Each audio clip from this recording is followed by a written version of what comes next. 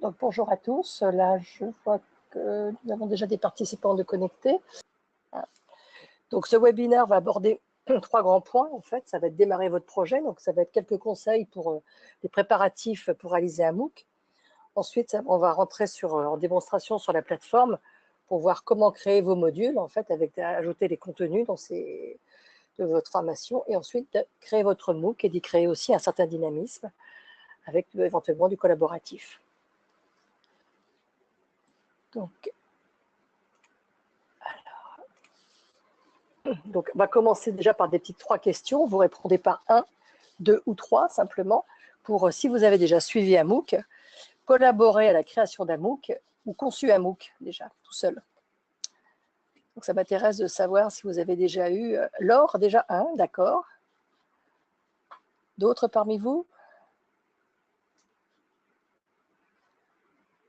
Donc, alors je rappelle, la petite, dans le panneau de configuration, vous avez une rubrique questions. Voilà. Nathalie aussi, d'accord.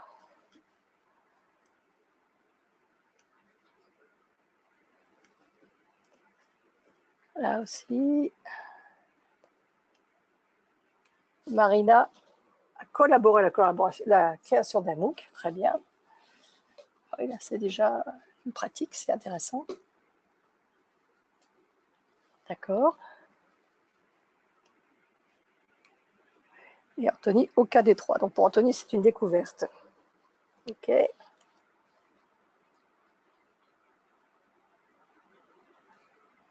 Et Christine n'a pas répondu. D'accord. Donc en fait, on va voir maintenant. Donc on a vraiment un public qui a déjà démarré pour certains un MOOC. Donc c'est intéressant aussi à voir. Vous pourrez comme ça faire des comparaisons avec l'outil que l'on va vous proposer.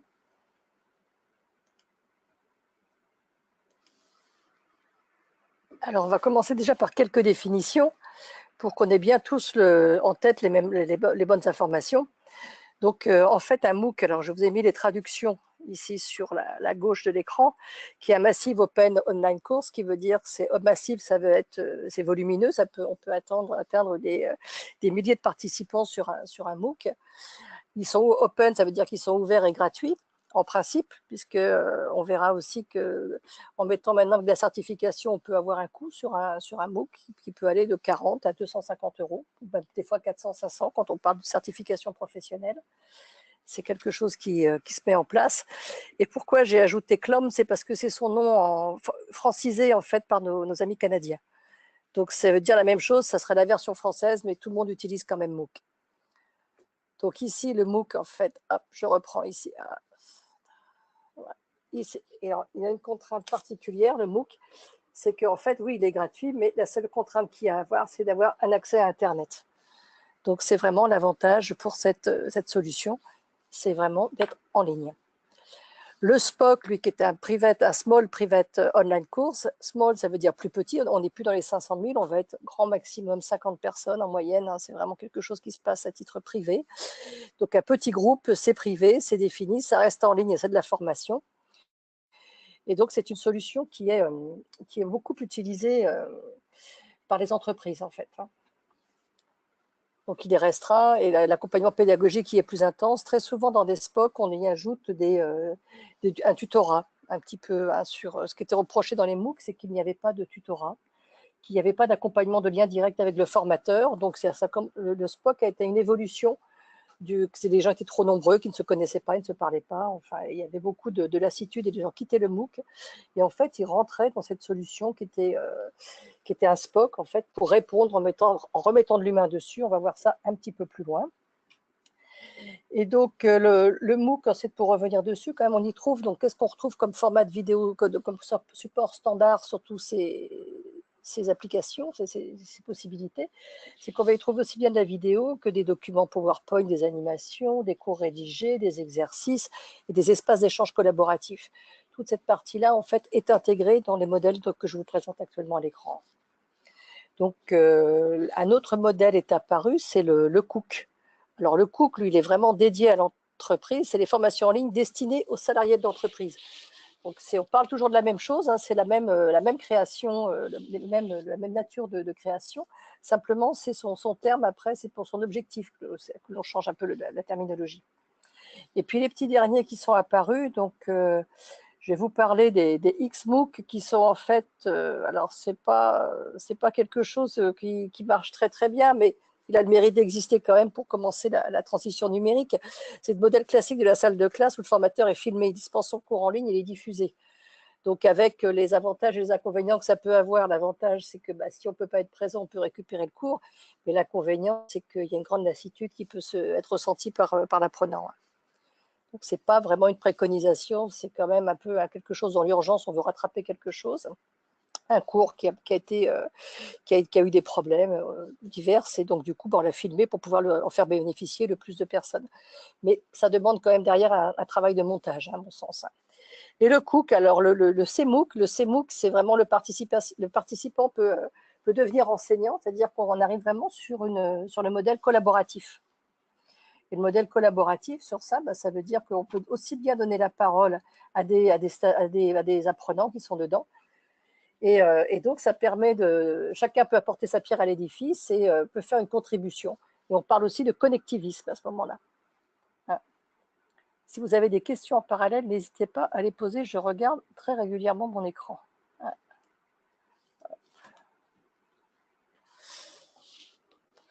Donc, je reprends de suite. Je vous reprends tout de suite. Je regarde s'il y a des questions. Voilà.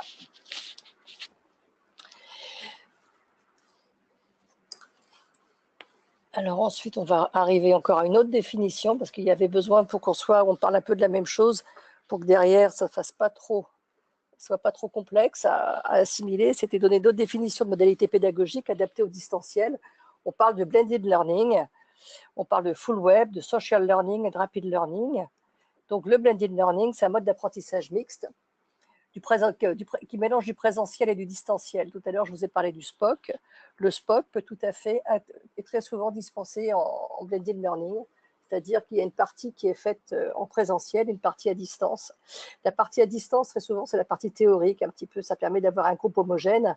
Et puis la partie présentielle, on met vraiment toute la valeur ajoutée que peut apporter le formateur avec l'interactivité, avec de la pédagogie active, avec vraiment une partie atelier, enfin une partie vraiment, on peut vraiment mettre de la valeur ajoutée à ce moment-là, puisque toute la partie théorique a été assimilée en amont. Et entre les deux, il est tout à fait possible, dans le blended learning, entre la partie présentielle et la partie distancielle, d'alimenter un tutorat et des webinars à travers ça, comme on fait aujourd'hui. C'est-à-dire que vous allez donner aussi la parole, faire des points réguliers. Si votre formation dure 3 semaines, vous pouvez faire un point par semaine pour voir, ça peut durer entre 20 et 40 minutes, histoire que chacun puisse poser ses questions-réponses, qu'il y ait un expert pour y répondre, ou en tout cas animer ce webinaire. Le but, c'est que personne se sente lésé dedans, et c'est pour maintenir l'engagement et la motivation. Alors, le full web va être en fait tout est dispensé à distance. Donc, c'est ce que vous pouvez voir sur certaines formations, les tutos par exemple, tuto.com fait ça. Vous avez tout qui est dispensé à distance. Après, ça peut s'y prêter pour l'apprentissage d'un logiciel, notamment, mais à manipuler avec prudence. Et on va voir tout à l'heure un peu pourquoi, parce que dans les SPOC, c'est quand même le mode, le blended learning, pardon, c'est la formation qui a le plus, pour l'instant, qui a vraiment la préférence des apprenants. Parce que justement, ils sont en contact direct, ils peuvent échanger, il y a du collaboratif, ils sont plus actifs, et ils ont le formateur, ou en tout cas, quelqu'un d'expert contenu qui peut leur répondre. Le rapid learning, en fait, va servir avec la production de contenu pédagogique multimédia pour assimilation rapide. Là, par exemple, l'outil que j'utilise, qui est Genially, est un outil de rapid learning, un des outils de rapid learning, Copotown, comme GoAnimate, comme du VideoScribe. Enfin, vraiment, c'est des outils qui sont faits pour ça. Et donc là, vous pouvez voir que c'est des animations d'écran qui permettent, on ne charge pas les écrans, on va à l'essentiel pour mettre ce qui est important à retenir.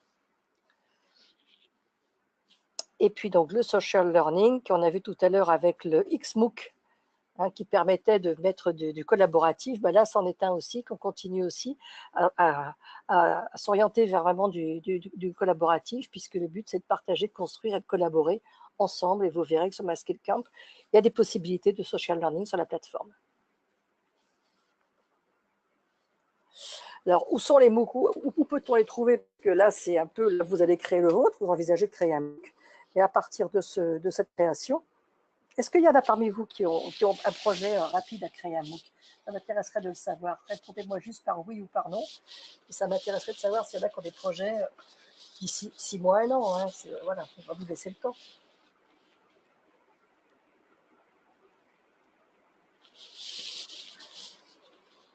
Donc, je regarde vos réponses hein, pendant ce temps-là. Hop, Anthony, c'est oui, d'accord.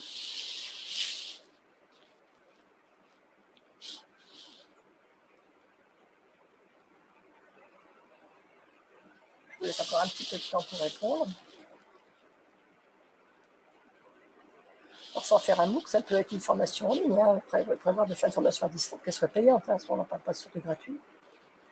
Alors, pourquoi, là, il y a un petit peu à l'écran, donc je reprends la main sur la présentation.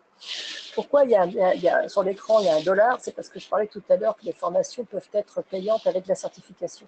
Les MOOC doivent être gratuits en principe, mais maintenant, on commence à avoir une reconnaissance avec la certification, notamment quand elle est affichée sur LinkedIn, un réseau social qui vous permet de valoriser et de mettre dans votre CV que vous avez suivi et réussi un MOOC. Donc voilà, c'est pour ça que c'est devenu payant. Et les prix varient, hein, voilà, dessus. Les moins chers sont dans les 20 € pour l'instant à peu près. Donc, les MOOC à l'heure actuelle, il faut savoir qu'il y a eu 20 millions de suivis de MOOC sur 2016. Et le principal gratuit pour l'instant qui a été monté par le gouvernement, c'est en France, c'est FunMOOC. Il a 2 millions d'inscrits en 2016, ce qui donne quand même déjà un beau volume. Alors, 2 millions d'inscrits ne veut pas dire 2 millions qui ont suivi un MOOC, puisqu'on sait qu'il y a quand même un taux d'érosion qui est assez fort, de par justement le manque d'interactivité et de collaboration dans les MOOC. Donc c'est un point de vigilance à avoir. Ça, c'est en train de se corriger doucement, mais ça se corrige dans le bon sens. Donc on commence à avoir vraiment des solutions agréables. Et donc vous avez aussi Open Classroom, qui est aussi également connu puisqu'il est gratuit pour les demandeurs d'emploi. Donc il lui permet d'avoir des formations, de suivre des formations gratuitement, ceux qui sont dans ce cas de figure. Et myMOOC.fr, c'est un portail français qui vous permet de référencer des MOOC. Donc quand vous créez votre MOOC, vous pourriez vous faire référencer aussi chez eux, pour dire que vous avez un MOOC à disposition et de dire de quelle période à quelle période il va être ouvert. Donc ça peut être un support de publicité pour vous.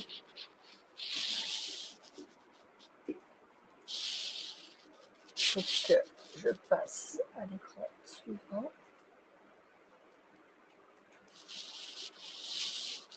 Donc un MOOC, ça ne peut pas, c'est une formation, mais ça peut avoir deux autres avantages. C'est-à-dire que ça peut vous permettre d'avoir à recruter des talents. Alors ça veut dire qu'il est concrètement, ça veut dire qu'il est utilisé en outil RH pour profiler les candidats. C'est parce qu'en fait le MOOC va démontrer en fait une preuve d'autonomie, de pugnacité pour ceux qui sont allés jusqu'au bout, et avec l'obtention de certificat MOOC qui valorise un CV et qui peut être aussi un critère d'évaluation pour recruter de nouveaux collaborateurs ou bâtir des réseaux de talents. Donc, au même titre que vous pouvez trouver des personnes via un réseau social comme LinkedIn, Viadeo ou d'autres encore, et ben à travers un MOOC, vous pouvez également repérer des personnes. Ça se faisait déjà il y a quelques années sur les forums de discussion où on trouvait des gens qui étaient vraiment très actifs, on repérait des experts comme ça. Et ben les MOOC peuvent servir exactement la même chose. Et l'autre point aussi qui est important quand vous faites un MOOC, donc c'est aussi un petit retour sur investissement que vous pouvez avoir à travers ça, c'est-à-dire c'est d'animer votre réseau de partenaires. Vous communiquez avec vos partenaires, vous faites de votre MOOC un outil de marketing. Et vous allez pouvoir dynamiser votre marque et tout en partageant votre savoir-faire. Et des MOOC qui sont conçus par des experts qui ont proposé des cours gratuits en ligne. Ça existe déjà, soit sur la santé, le changement climatique, le développement durable. Enfin, il y a vraiment des solutions qui ont existé déjà, qui sont intéressantes en tout cas.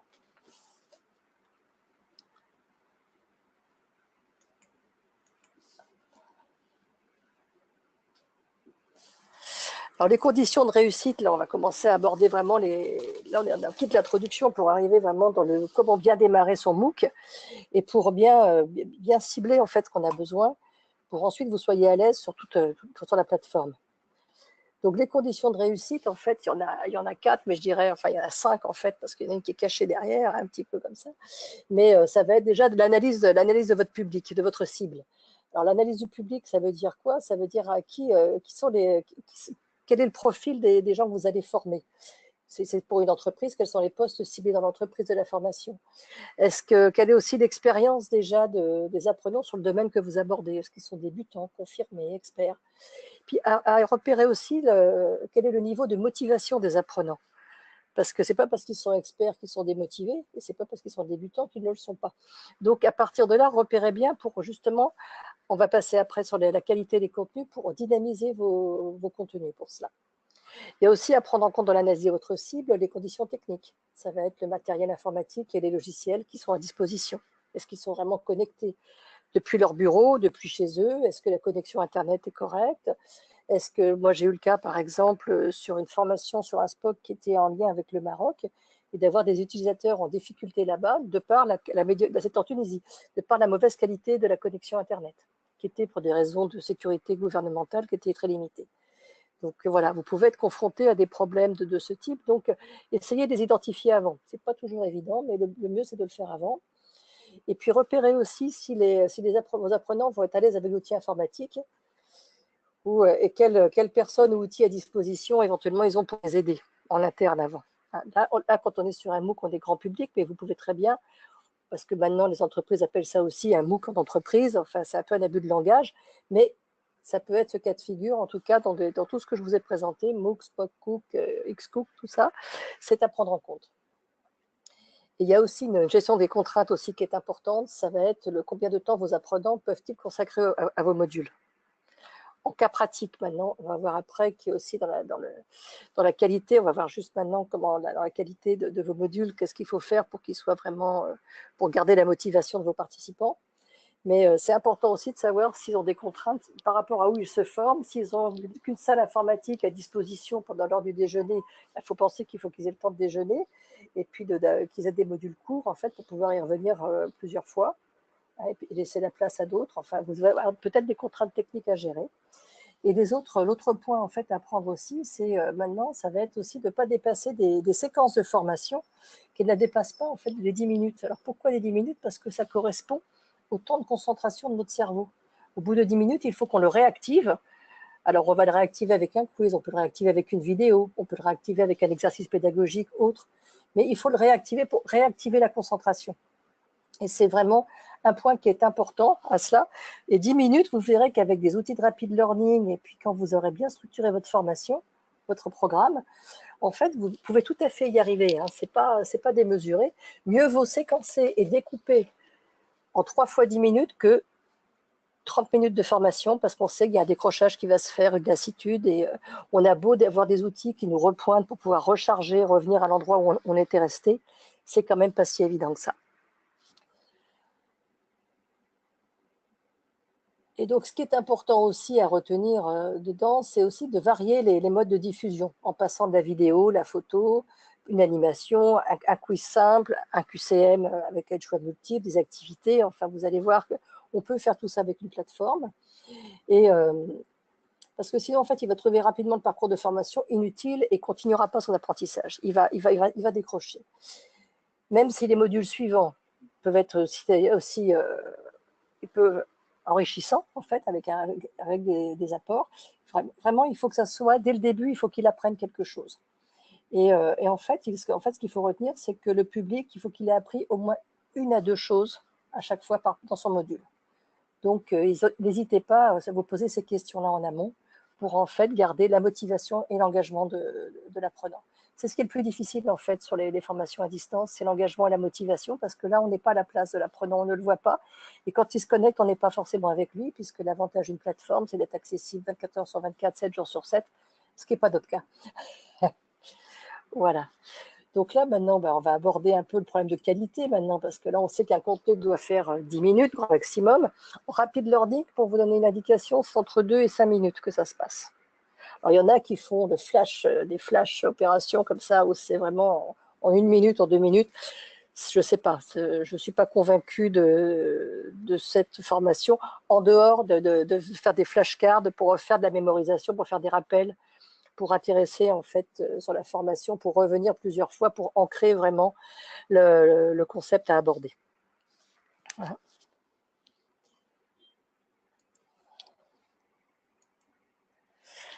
Alors ensuite, la qualité, et la variété de vos contenus, ça c'est important. La qualité parce que aussi bien la qualité audio, parce que pensez que vos apprenants auront un casque, et pour ça c'est important, mais également la qualité de vos enregistrements. Et les enregistrements, quand on fait une prise de son ou une vidéo dans la rue, pensez qu'il va y avoir le bruit des voitures. Moi j'ai eu à faire des enregistrements, on était en salle intérieure comme ça, dans un bureau, mais on avait, comme le matériel numérique maintenant est de très grande qualité, on avait les bruits de portières d'ouverture de portes de bus, on avait les motos qui passaient, les hélicoptères, enfin voilà. Donc on refaisait la prise de son pour qu'il n'y ait plus rien. Soyez vigilants à ça parce que ça crée vraiment un parasite pendant la formation, et c'est nuisible et ça va jouer sur la qualité aussi et le suivi pour l'apprenant. Donc ça, c'est important, une qualité d'audio vraiment primordiale. Mais la qualité technique également qui va être importante. Voilà.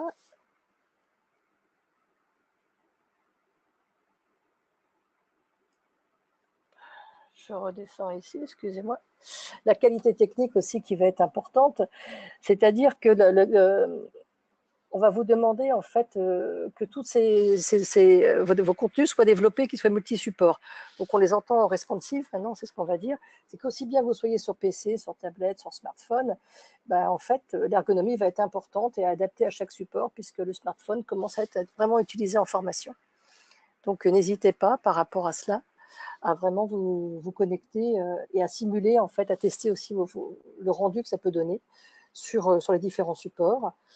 Ensuite, ce qui est intéressant aussi dans la qualité et la variété des contenus, ça va être l'expérience utilisateur, c'est-à-dire de lui donner la main. Donner la main, c'est donner de l'importance aussi à ce qu'il fait aussi.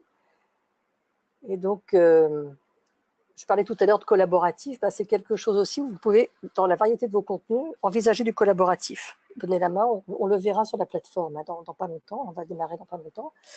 Et appliquer aussi la méthode KISS. La méthode KISS, c'est Keep it simple and sexy, c'est-à-dire de le faire simple et vraiment agréable. Donc, c'est de garder l'apprenant motivé sur la formation, donc bien le capter. Ensuite, faire des choses qui soient simples, ce qui fait facile à retenir et puis qu'il ait envie de continuer. Et puis plaisant à regarder, qu'on respecte le visuel. Et les critères pédagogiques, c'était ça. On revient sur le travail en collaboration, puisque un expert de domaine et un expert pédagogique digital vont apporter comme ça tout un contenu. Et ils vont passer ensuite une phase de vulgarisation pour rendre digeste en fait tout ce qui est à transmettre, tout le savoir qui est à acquérir par l'apprenant. Et en fait, on va continuer aussi avec le dispositif pédagogique de l'entreprise qui a une vision à long terme. Donc, envisagez quand vous faites votre MOOC, vous pouvez très bien aussi envisager de ne pas penser qu'il y a celui-là. Vous dites, il y a celui-là, mais il y aura aussi celui-là derrière qui pourra être. De vous dire aussi que ça peut être quelque chose de captif aussi pour vos apprenants en disant tiens aussi il y a ça qui peut m'intéresser après, enfin ne pas hésiter aussi à parler aussi de choses que vous pourrez faire par la suite. Et un point aussi qui est important, c'est pour ça que je disais que il manquait un point, ça va être le suivi de la progression des participants. Ça c'est quelque chose, c'est vraiment important sur le suivi de progression, de voir un peu qui décroche pas pour éventuellement les relancer. Vous avez aussi bien besoin de faire un support technique qu'un support de contenu. Parce que quelqu'un qui rencontre des difficultés sur Internet, ce n'est pas qu'il n'a pas envie de suivre la formation, c'est qu'il n'y arrive pas. Donc, il faut essayer de voir comment on peut remédier à ce genre de points. Et un autre point qui est important, ça va être la communication aussi sur votre outil. Donc ça, le social learning, on va le revoir par la suite, avec les rendez-vous réguliers, avec permettre vraiment une dynamique de vos outils. Alors, la scénarisation de la formation, le troisième point qu'on va aborder, ce qui est important, ça va être un storyboard. Un storyboard, c'est comme un tableau Excel, par exemple, où vous allez détailler en fait votre séquence pour savoir ce que vous allez y mettre, pour savoir, ça va vous servir de fil rouge pendant toute votre formation pour vous en tant que concepteur. Et également, ça va vous permettre de pouvoir vraiment garder votre public avec vous. Donc, c'est vraiment, vous allez avoir le détail. Et quand vous aurez des modifications à faire, vous aurez tout ce storyboard qui va vous permettre de pouvoir revenir dessus, de redétailler. Vous allez mettre dessus donc la séquence, les mots-clés abordés, quel support qui a été défini. le type d'écran qui est concerné, sa durée, est-ce qu'il y a de l'audio, la vidéo, l'évaluation, est-ce que c'est un quiz. Vous allez comme ça pouvoir détailler tout ce que vous avez fait. Et ce qui fait qu'en une seule vue, après, vous allez voir la variété des contenus, vous allez pouvoir voir ce que vous avez vraiment à proposer. Et ensuite, de pouvoir regrouper éventuellement, quand vous allez faire des vidéos, faire filmer toutes vos vidéos en même temps, vos enregistrements, les réaliser aussi en parallèle. Voilà. Vous allez définir si vos documents sont téléchargeables ou pas. Enfin, là, vous aurez vraiment des éléments d'information qui seront vraiment pertinents. Et c'est vraiment un fil qui est important. Moi, vraiment, ma condition, c'est qu'il n'y a pas de formation en ligne sans un storyboard établi avant. C'est vraiment le visa du go sur la plateforme, quoi. Et donc, pour finir, c'est l'ergonomie de la plateforme qui va être importante. Parce qu'en fait, c'est là-dessus que c'est pas parce que vous allez être à l'aise sur la plateforme que votre apprenant va y être également.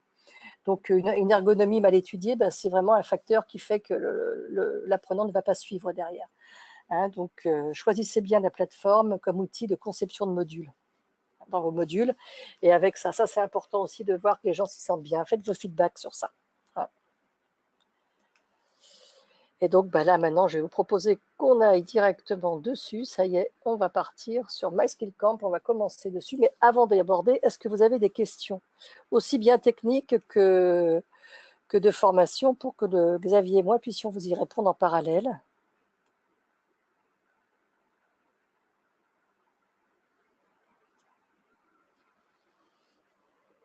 Je vous laisse répondre à la question. Est-ce que vous avez des points à aborder que vous souhaitez que l'on voit en parallèle? Là, je vous laisse un temps de questions-réponses.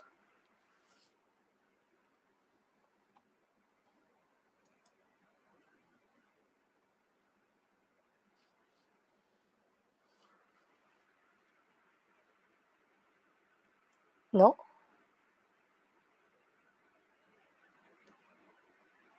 On continue donc? À moins que... je vois qu'il y a des questions qui arrivent. À ce stade, tout est...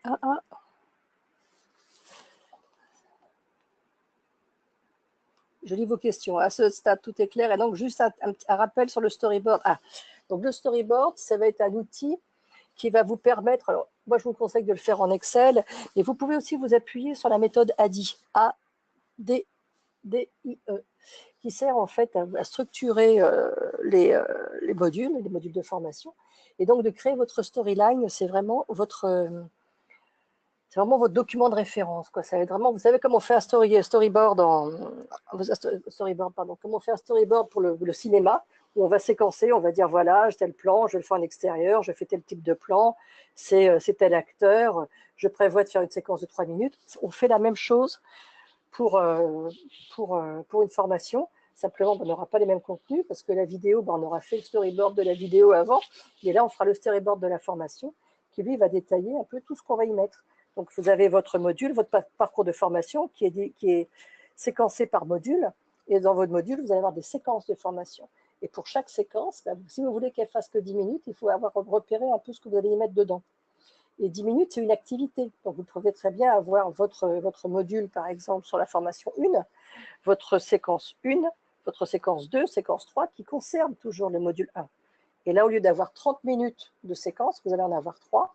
Et pour chacune de ces séquences, vous allez détailler dedans s'il y a de la vidéo, s'il y a de l'audio, quelles sont les images que vous utilisez, quel est le texte que vous rédigez. Vous allez avoir toute cette partie-là qui va être tracée. Et Anthony, vous pouvez m'envoyer un mail sur anne@myskillcamp.com et je vous enverrai un exemple de storyboard. Et ceux que ça intéresse, n'hésitez pas à m'envoyer un mail pour que je vous envoie un exemple. Ça sera plus concret comme ça et ça peut vous aider, ne serait-ce que pour commencer à bâtir, à réfléchir en amont la formation. Donc maintenant, il y a peut-être encore une autre question, je vais voir.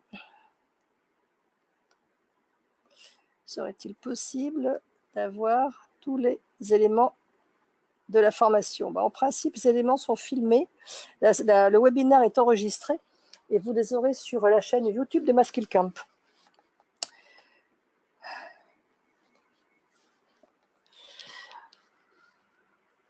Voilà. Donc, elle sera disponible en ligne et vous pourrez la revisionner comme ça autant que vous le souhaiterez. Et donc là, je vous propose que l'on démarre. Voilà, c'est parti. Est-ce que certains parmi vous ont déjà créé un profil sur MySkillCamp pour savoir si vous avez déjà accès à la plateforme et pour savoir si je dois démarrer depuis le début du camp ou je vous laisse répondre.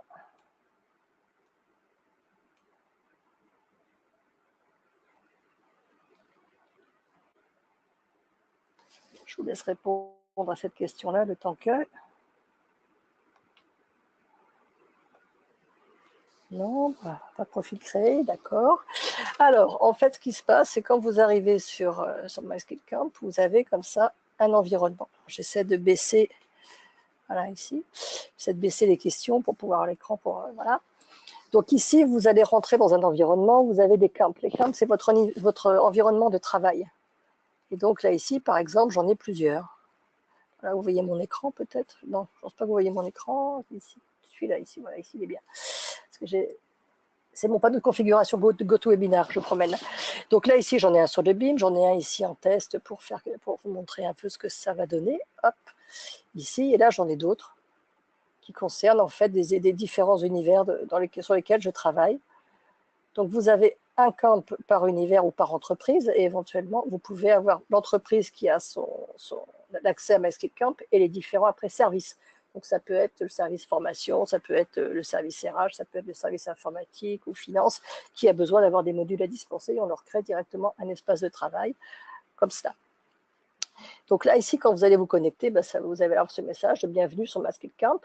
Vous allez pouvoir avoir déjà plusieurs informations et accès en direct. Là, je suis sur ma page avec le lien, excusez-moi.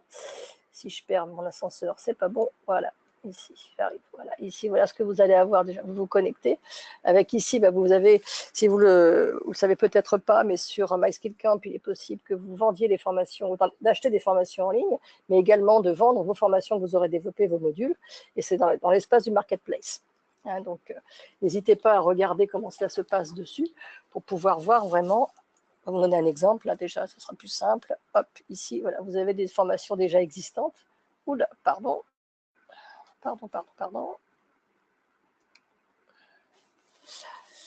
Vous avez déjà des formations existantes, avec que ce soit en bureautique, en développement web, management. Et donc, décidément,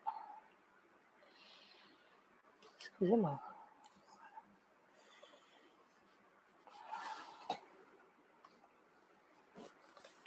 Marketing, développement personnel, formation de formateur. Donc là, si on regarde par exemple ici, en formation de formateur, vous allez avoir des choses qui existent sur le digital learning. L'importance, voilà, d'y partir des choses en anglais. Vous voyez, des modules qui peuvent être courts, des fois que 10 minutes. Hein, et c'est pour ça qu'on peut les vendre. Donc voilà, je vais vous montrer la partie accessible comme ça. Donc là, ici, on va être sur votre camp. Ici, je fais un parcours rapide sur cela. Vous allez avoir ici le nom de votre camp, la description d'activité. Vous allez pouvoir mettre votre logo. Hein, ici, y mettre un petit texte d'accueil pour vos candidats.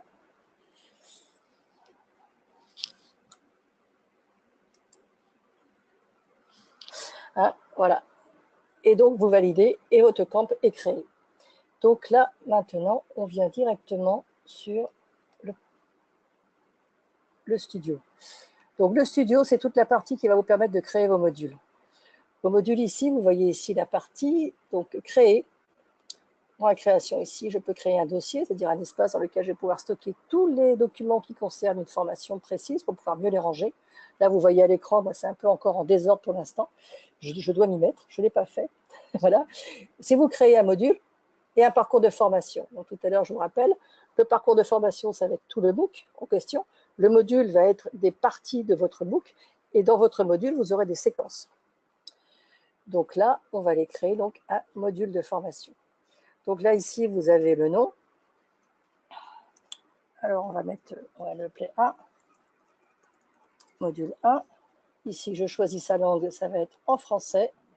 La durée, vous verrez après la durée qu'il y a, on va déjà lui mettre 10 minutes. Vous avez deux possibilités. Est-ce que c'est un apprentissage? Est-ce que c'est du contenu ou est-ce que c'est une évaluation? Et là, une évaluation, ça veut dire quelque chose qui va porter vraiment avec un barème. Vous pouvez apporter une image également. Donc là, ici, il est créé. Et après ici, je viens ajouter mon contenu. Ici, je peux mettre un document. Les documents peuvent être aussi bien que des images. Donc, je récupère de la bibliothèque. Je vous ai montré tout à l'heure la bibliothèque où j'aurais créé un bon dossier. J'aurai tous mes documents qui seraient dedans. Je viens importer mes documents ici. Je peux en importer de l'extérieur directement. Ici, je viens dans la bibliothèque. Donc, ici, la bibliothèque, c'est où j'étais. Hein, donc, tout ce qui existe ici. Vous avez les images et vidéos, documents PDF, des liens URL ou d'autres documents encore. Donc là, ici, par exemple, je vais importer ici, c'est le webinaire d'aujourd'hui qui est dessus. Voilà. Ici, je sauvegarde. Donc, c'est déjà un premier document. Je peux aussi décider d'ajouter autre chose et que ce soit à ce moment-là un quiz. Donc, le quiz ici, je l'ajoute. Et dans mon quiz à ajouter ici, je définis si je veux du vrai choix multiples. Vous avez tous les choix d'activités qui sont là. Question audio aussi, c'est vraiment intéressant aussi. Parce que ça redynamise aussi un petit peu la formation sur des choses qui ont été des contenus un peu abrupts, des fois qu'on a à faire passer, qui sont, on redynamise un petit peu derrière avec juste une question à l'oral, comme ça, c'est bien. Donc là, je fais une question vrai-faux, par exemple. Ici, je l'appelle question 1. C'est oui, non. Ici, un indice. Vous pouvez rajouter ici un indice, par exemple, pour orienter ou pas, ce qu'on appelle les questions indicées. Hein. Voilà, et là, je fais donc ajouter. Si je vais ajouter d'autres questions, ainsi de suite. Hein. Donc, vous pouvez créer différents thèmes de questions dedans. Et ici, je veux sauvegarder, poser une autre question. Ça veut dire que vous pouvez continuer, comme vous pouvez ajouter ici, hein, la même chose.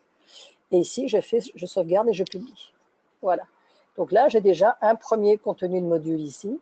Donc, paramètre ici, je l'ai appelé module 1. Ici, j'ai un contenu de module qui est prêt. Et je fais retourner vers tous mes modules. Donc maintenant, pour cela ici, je vais venir créer maintenant un parcours de formation.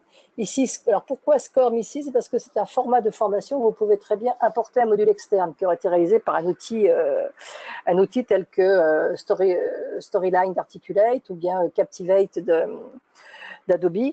Vous avez vraiment des solutions externes qui arrivent et le format standard de la formation, c'est le SCORM pour l'instant.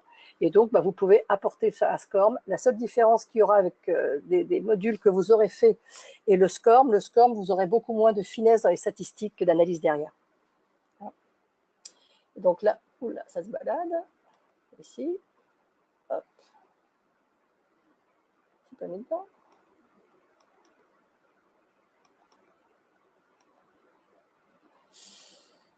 J'ai mis mon canon. Attendez, je suis en train de chercher mon fichier.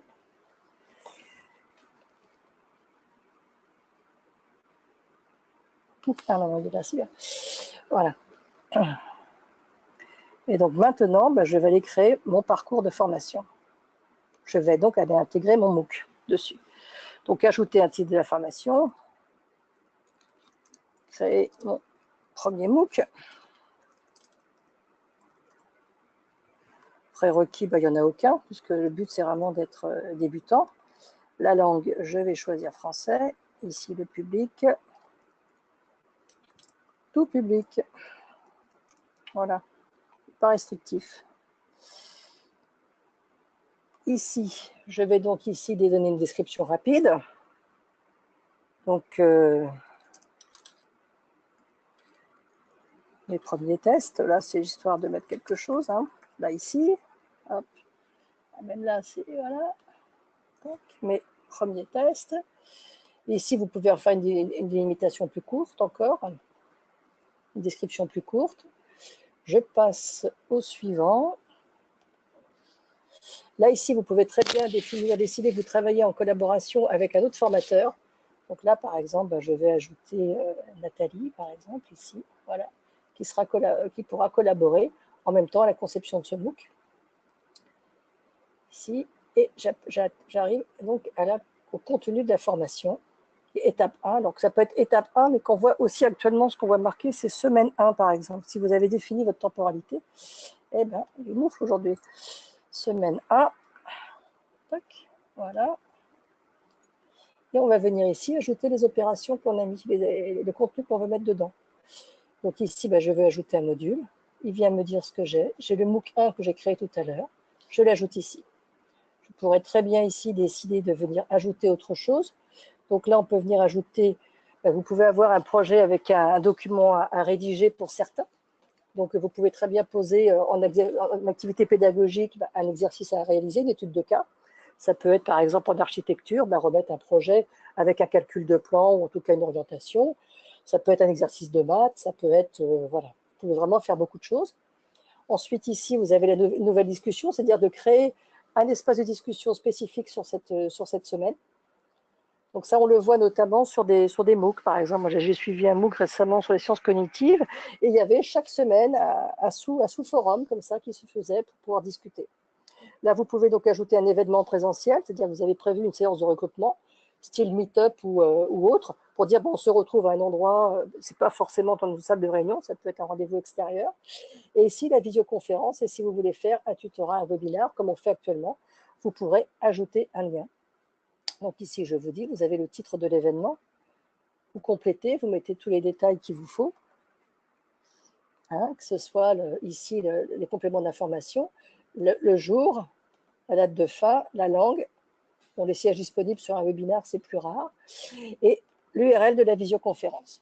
Mais on pourrait très bien limiter que les sièges disponibles, vous pouvez très bien limiter le nombre de participants. Ça peut être un choix.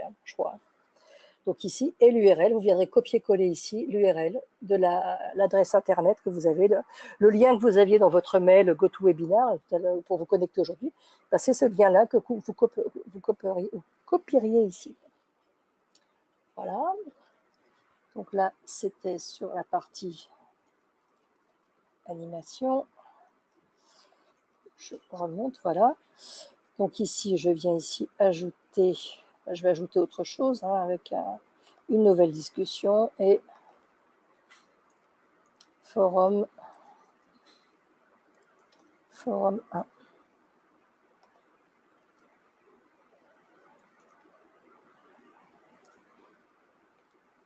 Voilà. Ici, c'est moi qui n'ai pas, je n'ai pas renseigné tous les champs.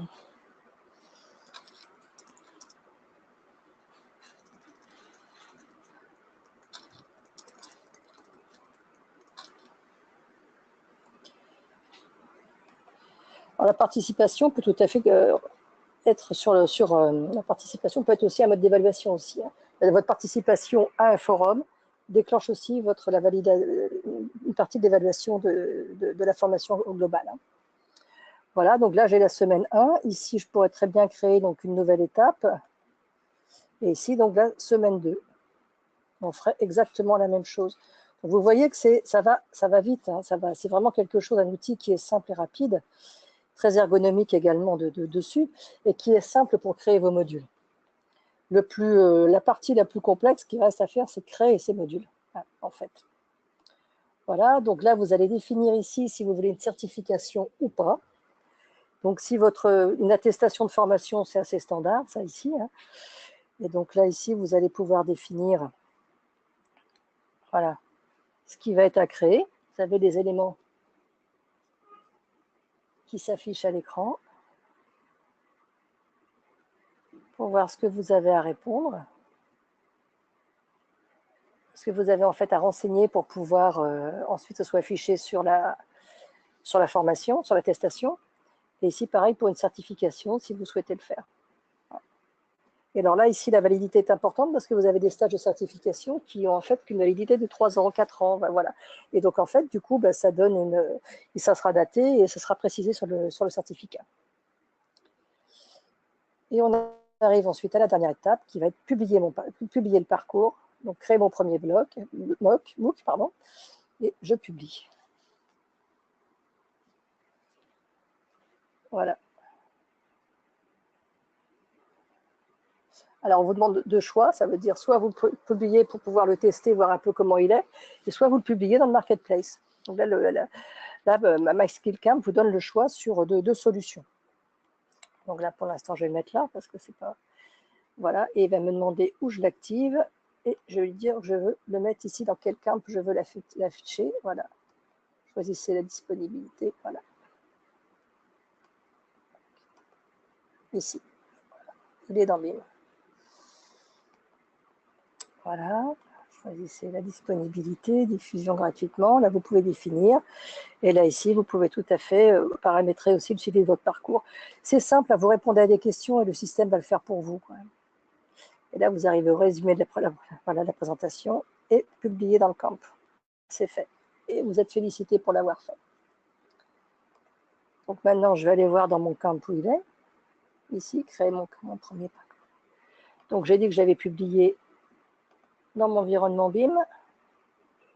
Ici, j'ai les parcours en cours de progression, en cours de disponibilité. Et si j'en avais terminé un, il serait indiqué en troisième volet, terminé. Et voilà, là, je peux démarrer mon premier mock, qui est ici. Et avec ici, vous avez le format qui est affiché en disant ce que j'ai à faire, démarrer le module. Voilà. Et là, on démarre. Là, ça risque d'être un petit peu long. Non, ça va encore. Et là, bouquin, et je démarre mon module. Voilà. Donc, on a vu que c'était... Hop. Donc, je suis... Excusez-moi, je balade ici, voilà. Donc, pour nous résumer, puisque là, je vais laisser un temps de questions-réponses pour qu'on ait le temps de vraiment répondre à vos questions. En résumé, je dirais qu'en fait, les 5 points qui sont importants à retenir, c'est vraiment l'analyse de la cible. Là, vous avez vu à qui s'adresse le public, puisqu'en fait, il faudra que donc ça, ils auront des attendus, en fait, vos participants, et donc il faut bien que ce soit pris en compte en amont de la formation, de bien soigner la qualité pour la diffusion, que ce soit les supports vidéo, texte rédigé, questions et audio. Le storyboard, qui va vraiment être vraiment le pilier de votre contenu. Ensuite, une plateforme, qu'elle soit ergonomique, qu'elle soit simple à utiliser, et que tout le monde se sente à l'aise et ait envie d'y revenir. Et puis, de ne pas hésiter à ajouter du collaboratif dedans, puisque le fil d'actualité sert vraiment à cela, puisqu'au même titre que de publication, dans le fil d'actualité, vous pouvez ajouter une vidéo, un texte audio, une image, un lien URL. Enfin, c'est vraiment, vous pouvez vraiment dynamiser maintenant. C'est pas juste un fil d'info textuel limité à quelques caractères. C'est vraiment une zone enrichie qui permet à chaque participant de contribuer à sa solution. Et là, je vous laisse un temps de questions-réponses pour pouvoir nous dire un peu le feedback que vous avez sur cette formation et les points qui seraient abordés. Ah, Marco nous a rejoint. Bonjour Marco. Bravo, vous avez créé votre profil. Donc, n'hésitez pas à nous donner un peu un temps de questions-réponses pour que l'on puisse vous répondre soit en direct, là, lors du webinaire, ou soit vous contacter par la suite pour vous donner les éléments de réponse. Est-ce que cette formation a répondu à vos attentes, hein? N'hésitez pas à me répondre aussi à cela. Et s'il y avait des points qui ont manqué, qu'est-ce qu'il faudrait travailler pour enrichir cette formation, cette petite présentation, pour qu'elle puisse vous convenir vraiment dans vos attentes.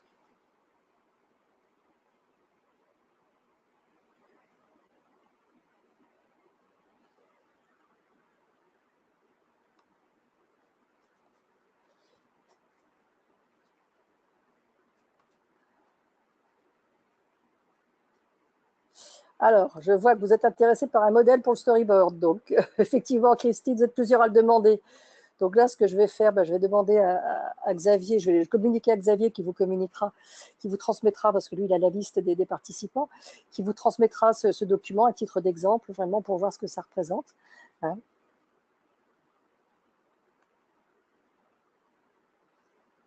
Ensuite, merci Laure, j'ai répondu à vos attentes, donc ça me fait plaisir, voilà, tant mieux. Là, ici. Et vous avez vraiment nos coordonnées ici qui vont s'afficher à l'écran. Donc, toute l'équipe se joint à moi pour vous remercier.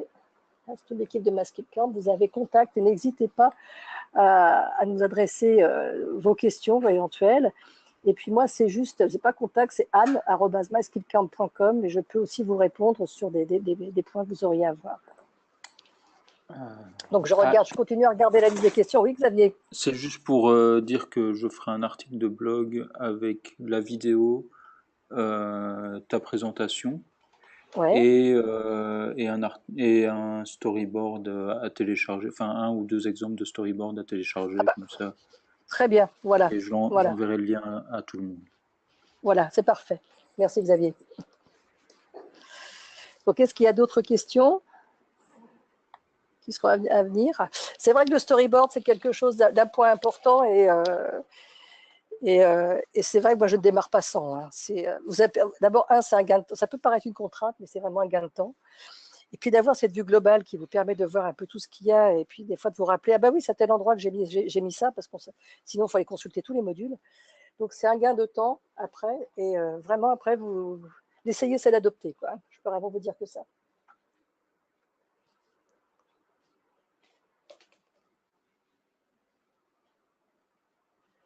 Donc, je vous laisse savoir d'autres questions, éventuellement, non?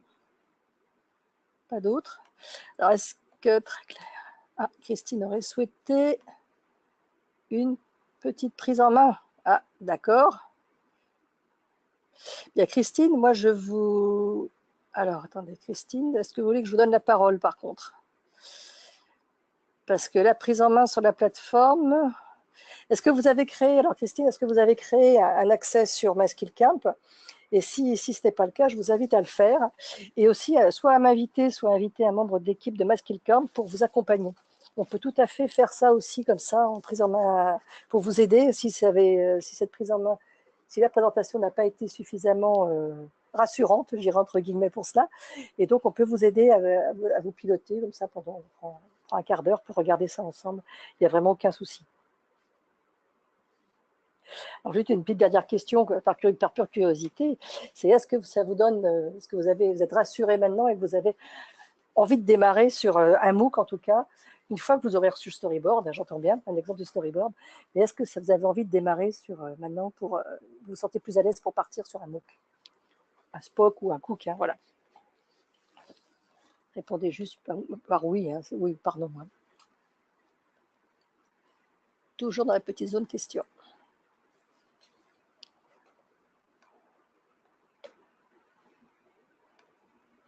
Ah, très envie. Merci Christine. Donc n'hésitez pas à vous créer un compte. Hein. Vous avez vu, vous allez sur myskillcamp.com, vous allez s'inscrire et à partir de là, vous allez découvrir l'écran une fois que vous serez inscrit. Vous allez découvrir le premier écran d'accueil avec les 4 grandes images pour vous parler de marketplace et de démarrer votre paramétrage. Hein. Voilà. Et voilà. Et là, on peut tout à fait vous aider aussi pour ça.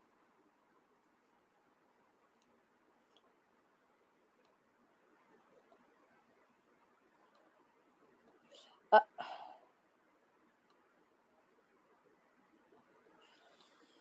Ah oui, il y a Nathalie qui nous applique la grande théorie du voir c'est voir et faire voir c'est voir et faire c'est apprendre. Quoi. Je suis bien d'accord avec vous sur cela, c'est vrai. Donc, n'hésitez pas à vous préparer des documents simples. Vous pouvez très bien commencer pour publier vos MOOC, pour tester ce genre d'outils, d'avoir déjà des documents type PowerPoint ou une petite vidéo, alors pas trop grosse quand même pour penser à vos apprenants au niveau du volume, du poids du fichier, et qu'ils puissent regarder comme ça pour commencer à alimenter vos documents, avant de les bâtir, de commencer à voir un peu comment l'articulation se passe pour être à l'aise après sur vos supports.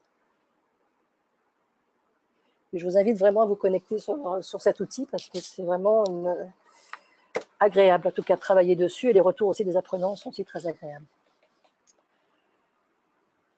Écoutez, il me reste à vous remercier de votre participation.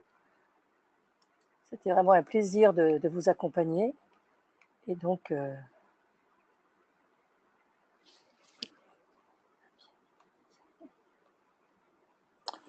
Marco qui nous dit qu'il a bien dynamisé ses spots. C'est vrai que les contenus étaient très dynamiques. Je laisse à Xavier la parole. Ouais. Oui, c'est juste pour annoncer le prochain webinaire qui aura lieu le 15 juin, qui est sur transformer mon pôle formation grâce au numérique. Et ensuite, vu la demande, je propose de faire dans un mois donc un webinaire sur la création d'un storyboard pour un MOOC. Voilà. Eh bien, c'est parfait. En espérant vous revoir bientôt dans nos webinaires. Hein. N'hésitez pas à vous inscrire depuis le site de MySkillCamp. Très bonne journée à tous et à bientôt. Au revoir. Merci. Merci.